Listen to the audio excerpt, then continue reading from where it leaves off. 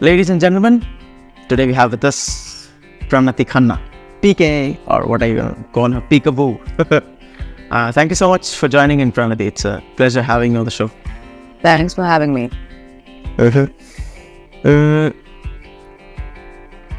Where did Pranati started?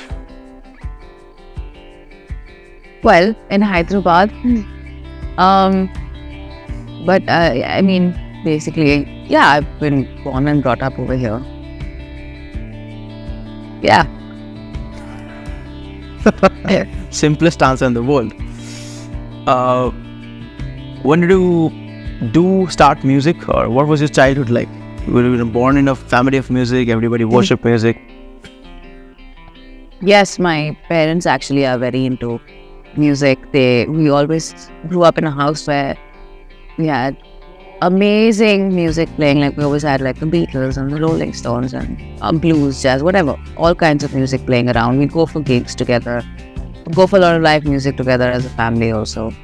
And so that was a good influence, a good way to kind of be introduced to some of the greatest songwriters in history. So yeah, we were lucky that way, for sure. At what age did you start singing or maybe playing an instrument? Do you remember? I mean, I've been singing since I was a very small kid, but I wasn't always good at it. I think by the time I was about 10 or 11, I really wanted to be good at it. And I started getting more into forming my own opinion about music, and I was choosing bands that I wanted to listen to at that point. And I really wanted to learn how to play some of the songs of these bands that we were listening to. I think at the time it was like Green Day and Three Doors Down and Linkin Park and stuff like that. So I wanted to learn how to play the guitar, and so my mom actually taught me my first few chords on the guitar, and I started practicing them. I think I was about 14 by this point, and I started singing more. I started practicing my singing more, and I remember in school we had extracurricular activities. So after school, basically, used to have these tutors come and teach kids other forms of art, like we had pottery and random stuff, and guitar also was one of the classes. So I used to always choose guitar. So I learned a few more chords, and of course learned from other friends, some people that I was friends with that were in bands already, or some of my parents' friends who were guitarists or musicians, singers. Like I always had some mentoring around. Like I was always asking questions. How do you do this? How do you do that? How do you play this? Or looking it up online or whatever. And I think it just organically happened. So by the time I was 14, 15, I was kind of like hell-bent on making sure that I played an instrument properly and sang. Oh. So 14, 15 is like you were in standard 10? India standard 10th. I was in the 10th, yeah. Standard 10th is taken very seriously. So what was your study, or how were you like as an academic kid? I think you were good. I was a decent, I would say I was above average. Obviously in an Indian school, it was where you have subjects that you may not be very good at. It's tough. But like math and stuff like that, it was not my scene. But by the time I finished it, and I was decent, I did okay in my board exams and everything. But then once I crossed the 10th and the 11th and 12th in the school I was in the ISC school then, from ICSE to ISC, we could choose subjects like art, literature, stuff that I actually could be really good at. Those were my final 2 years of school, were probably like my best years academically. Right. And helped me realize what I wanted to do. I think songwriting, choosing literature, being exposed to poetry, and studying structure of poetry actually was what initially got me hooked onto songwriting and structuring a song first. So that was 11th class, yeah. Why did you decide you want to be doing music in a more professional way, or make it a career maybe? At Yeah, what yeah. age? How did you sit? Like, you sit with a pen and paper and figured it out? Make a career out of music. So I think I never wanted to make a career out of music. It happened very by fluke. I had studied animation. I'd done in college. I was more into graphic design, art, digital art, stuff like that.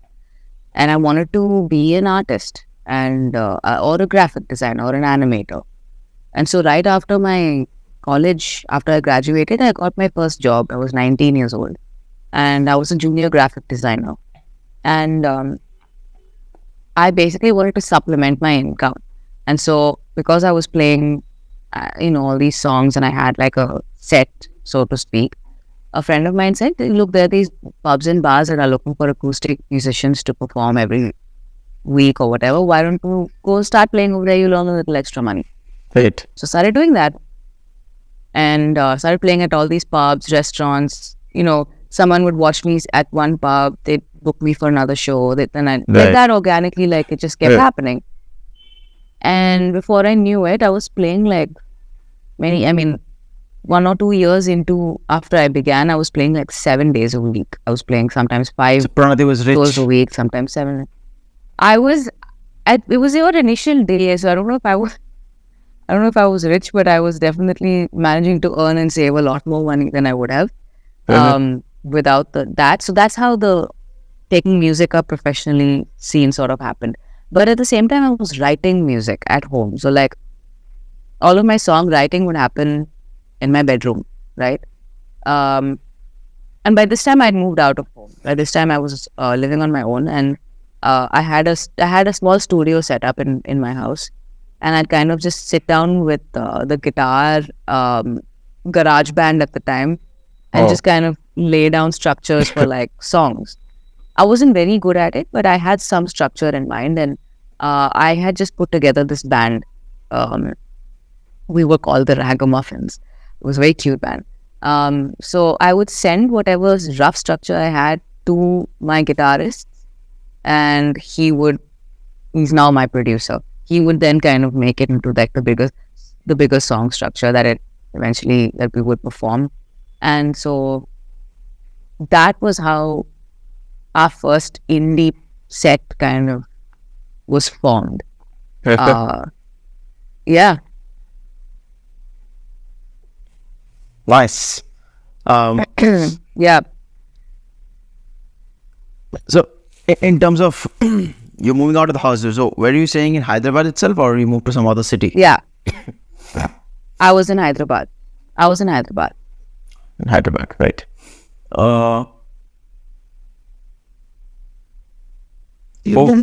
As you said, you were performing in pubs and everything. So, from there, things started to unfold. That happens generally. It's a network effect. And then, at a certain point in time, I think festivals also started approaching your set totally. Right? So, how did that thing happen? So, I think, this is now when I'm at this point, I'm 24, 23, 24. Okay, not now. I'm saying back then. And the first major thing we got approached to do was to play the Red Bull tour bus, and that's now I'm at this point I was with my band the Ragamuffins, and it was a big deal for us to get approached by Red Bull. Red Bull at that time were very active on the scene, encouraging indie rock, indie pop. Right. Now, of course, they're more into like extreme sports and stuff like that. And they always have been, but locally, regionally, they were very into encouraging music, independent music. They were doing these concerts. Tour bus was like a bigger thing. So we were on the tour bus lineup with I remember Swaratma and another band, I can't remember who. And it was a big deal for us. And then after that, people took notice of us, and we got to open for Michelangelo Battio when he came to town. Then we were opening for the F-16s. We became like the opening act for all of the bigger acts that were coming to town. Right. We hadn't gotten approached by any festivals just yet. Then after that, we released our first EP. It was called Tell Me. And we had this big launch gig. And everybody from town was at this show. It was really nice. And that was, I think, again, like this, the beginning of the rest of the gigs that we got booked for. But then we only used to get booked for like pub gigs. So like then we got booked for like Pune High Spirits. We got booked to play in Bombay. We got booked to play in Chennai a couple of times. And local festivals. So that built up until 2019. And in 2019, all of our band members, many of them, 2 or 3 of them moved out of the city. Right. And so the Ragamuffins had to disband. So we had to call it a day. And that's why I went solo after that.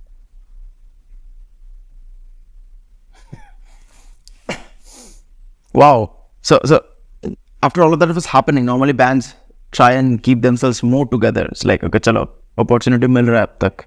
Yeah. Let's try and hold it. Yeah.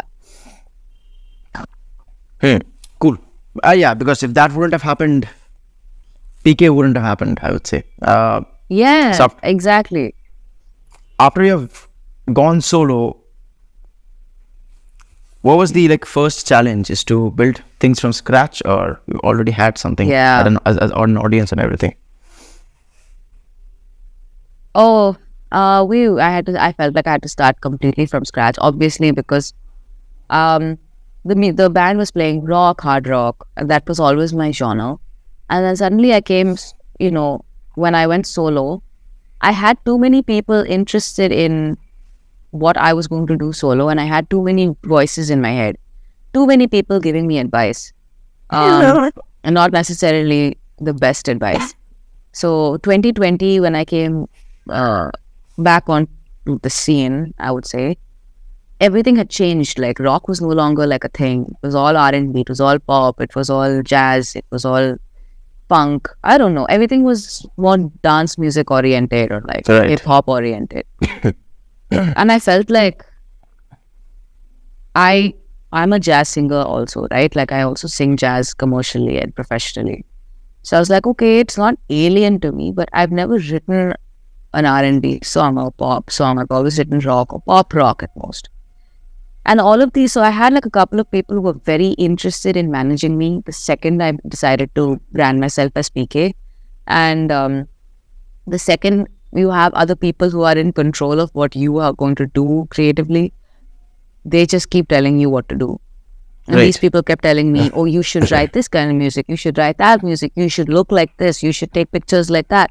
And it was too much of like other people telling me what to do. Drama. And yeah. so the first 2 years of Peekay, I feel was not entirely if I had been left to my own creative process, I would have done what I'm doing now in 2023. I would have done it back then.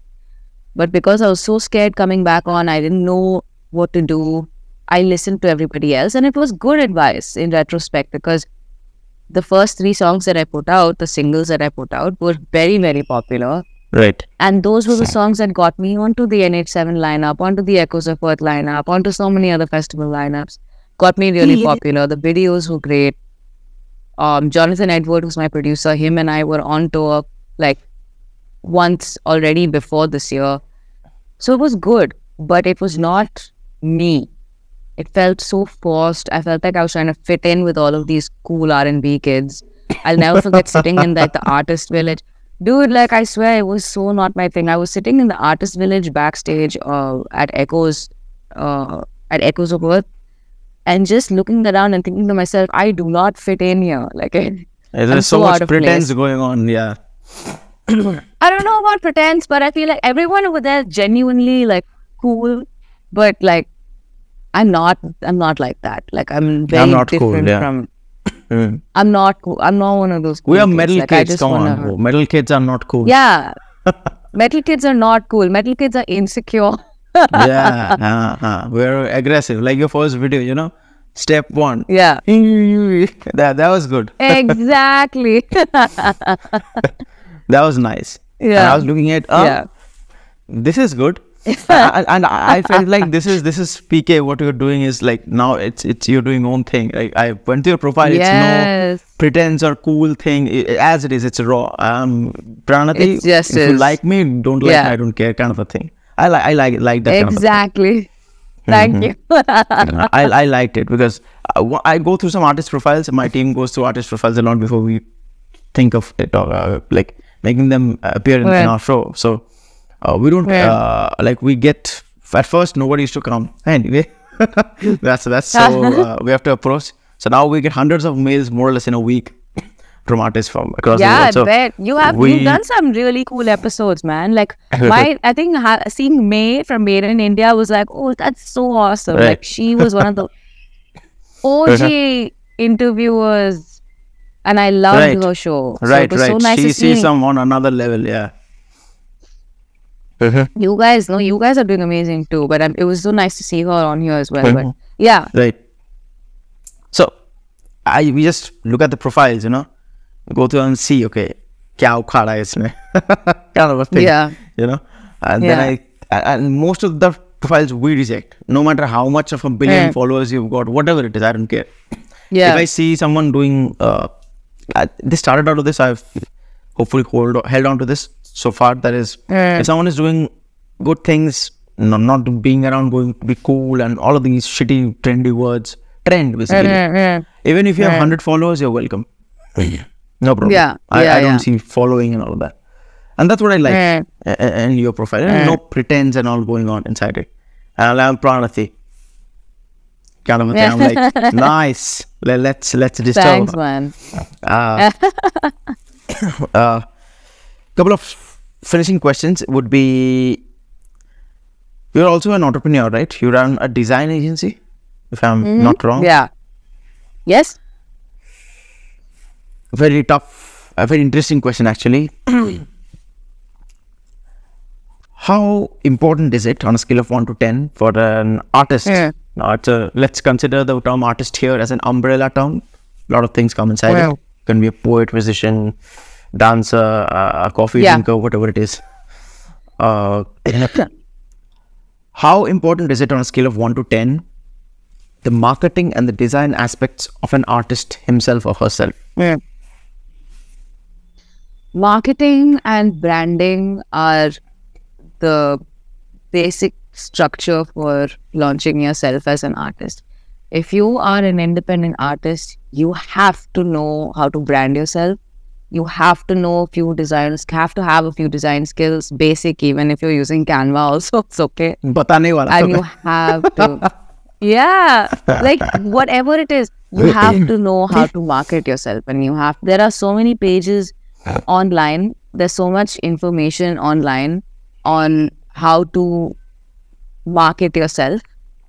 And I think people should just take the time to study that. But if you are putting yourself out there and you don't have these small, like, little bits of information, like, pushing yourself is going to be tough, because how you brand yourself, like, not just your logo and like your press kit or your tech rider and stuff like that, but it's also, what is my image? What photo shoot am I going to take? What colors am I going to wear on stage? What are people going to remember me as? What merch am I putting out? Like, it's a package or a package deal, right? And that's what eventually labels are going to be interested in. And that's eventually what booking agents are going to be interested in. Okay, if this person knows what their brand is all about, if they are confident about it and they've created this entire package, it's going to be easier for us to push that package. So, it's so important to know have your marketing design skills down as any artist, dancer, musician, whatever you are. So important to contact Pranati regarding this.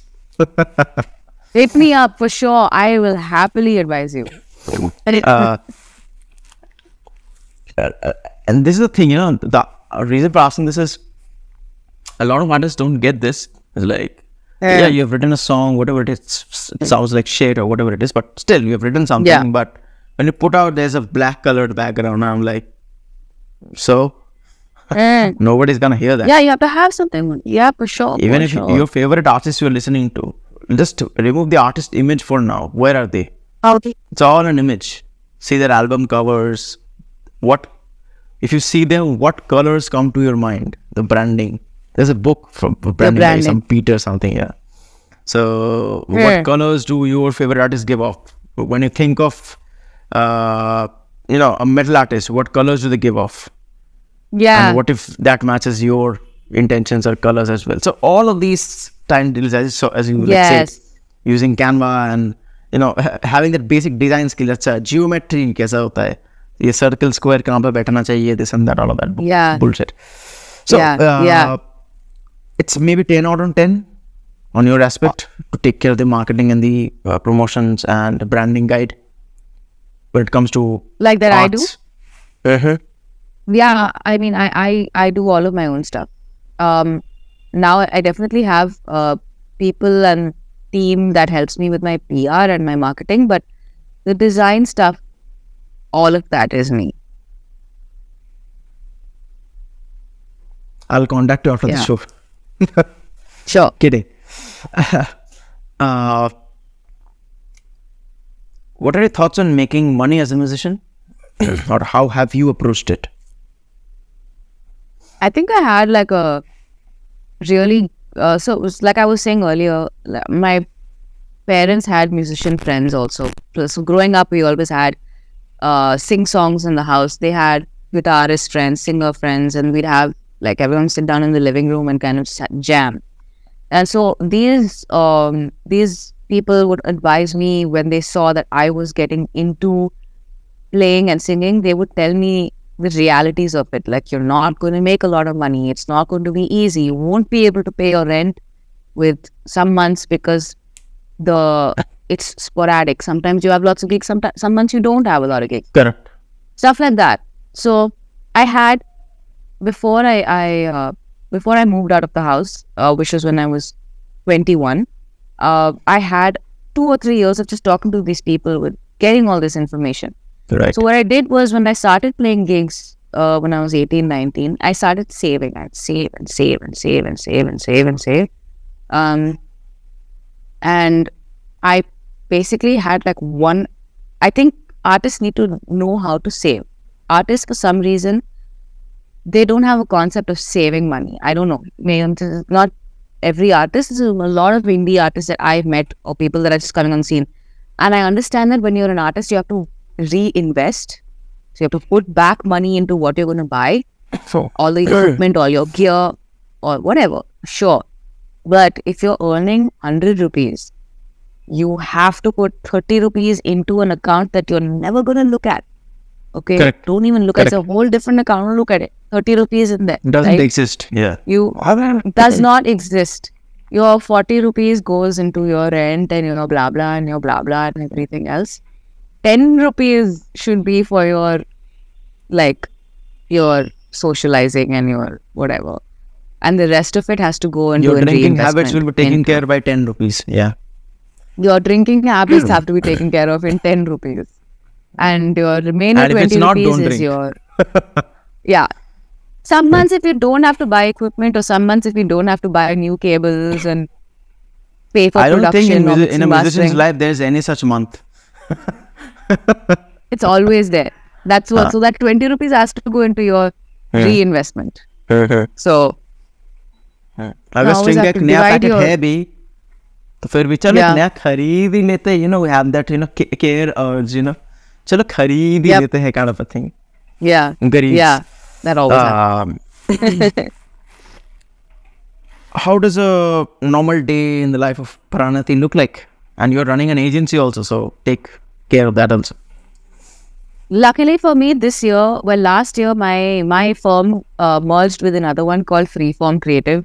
Wow. So TWS. So we were called the Whole Shebang. We started from 2018 to 2022.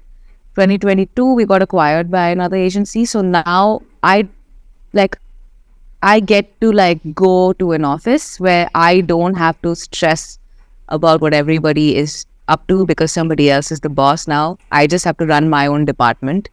So a typical day in the life is I wake up, I have a bird, I have an African grey parrot. Wow. She screams me awake at 6 o'clock. Nice. I have to feed her. At feeder, when I'm not feeling unwell, I go to the gym or I go for a walk. I come back, I have my breakfast, all of that, go to office, come back by about 6:30. When I come back, either twice a week, I sit down and I work on still for my PK sets, or I come back and I do my vocal practice for whatever gigs we have coming up. Or I go and perform at a gig or sound check or something or the other. And on the weekends, I go out after work. Yeah. Nice. The last question of the session is from your more than a decade of a excuse me, journey as a musician, as an artist. Would you like share 3 practical, I wouldn't say advices, insights that has helped you, so it can help all the other fellow listeners as well, musicians specifically? Primary, most important, like be careful with your money. Like save and know how to spend your money on the right kind of equipment and on the right producers, mixing, mastering engineers. Second is don't compromise on quality. If you're putting out work, put out quality work. That's everything from your artwork to your master has to be perfect. Like spend good money on that or don't put it out. And the third is be real. Like don't let anybody tell you who to be, what to sound like, what kind of music to put out. Because the only way you will thrive is if you're putting out music that's genuinely you. So yeah, those are my 3 takeaways from my first 10 years on the scene.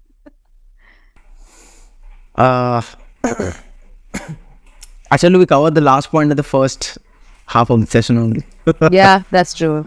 Be Pranati going on. I'll watch the video once again. I really like that face going on. Have that aggression. It was lovely talking to you, Pranati. Thank you so much for joining in. And you, Shuparna.